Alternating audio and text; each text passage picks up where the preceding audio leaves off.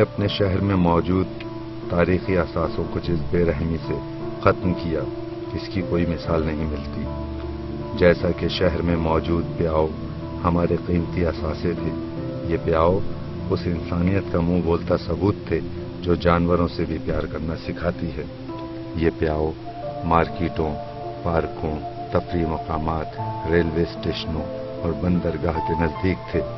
یہ بیاؤ تعمیر کے خوبصورت نمونے تھے، جیسا کہ کسٹم ہاؤس کے قریب اور نیٹی جیٹی فلائی اوور کے قریب کے بیاؤ اطالوی انداز تعمیر سے مماثلت رکھتے تھے، اور اگر یہ بیاؤ روم یا فلورنس میں ہوتے تو نامانوس معلوم نہ ہوتے. چند ایک میں جیسے نانک واڑہ کا بیاؤ یورپی اور ہندوستانی عناصر کا امتزاج تھا. کراچی کے بیاؤ شہر کی تاریخ، اس کے آبا اور اس کے اداروں کا ریکارڈ بھی ہیں. سول اسپتال کے نزدیک مشن روڈ پر واقع بیاؤ 1927 میں شہر کے سرویئر ڈیا رام چیلا رام میر چندانی کی یاد میں ان کی بیوی نے تعمیر کرایا تھا. اسی طرح بہرا پیر کا بیاؤ 1934 میں بہادر نصروانجی کمپنی کے ملازمین کی طرف سے تعمیر کرایا گیا تھا. نانک واڑہ کا بیاؤ اینیمل فنڈ اور سولجر بازار کا بیاؤ انجمن برائے انسداد بے رحمی حیوانیات کی طرف سے شہر کو عطیہ کیا گیا تھا. 1960 کے ابتدائی برسوں تک ان بیاؤں کی دیکھ بھال کی ذمہ داری KDA پر تھی.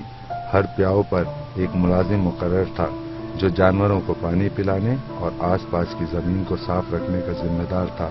اب دیکھ بھال کا یہ سلسلہ ختم ہو چکا ہے.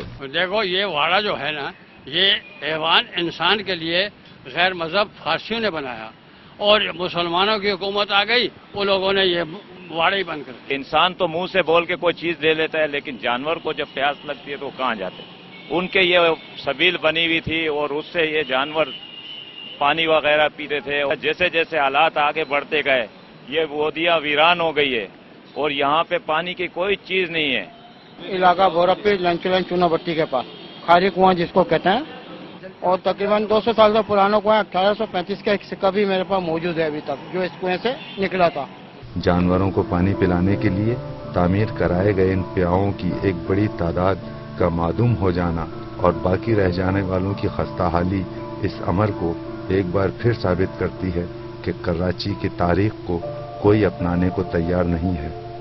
یہ ایک یتیم ماضی کا شہر ہے جس کا انتظام سنبھالنے والوں نے نہ صرف اس سے نظر انداز کیا بلکہ اپنی بے حسی اور بے بصیرتی کی وجہ سے ان کو غارت کرنے کی اجازت دی تھی، اور بہت سے بیاؤں کو ختم کر کے ان کی جگہ عوامی بیت الخلاء تعمیر کروا دیے گئے، اور بہت سے چوراہوں پر بجائے بیاؤں کے مختلف کمپنیوں کی پبلسٹی کے لیے بورڈ لگوا دیے ہیں، اور کچھ چوراہوں کو بیٹھک بنا لیا ہے، جو کہ اس شہر سے وابستہ ہر شخص کے واسطے تکلیف دہ عمل ہے.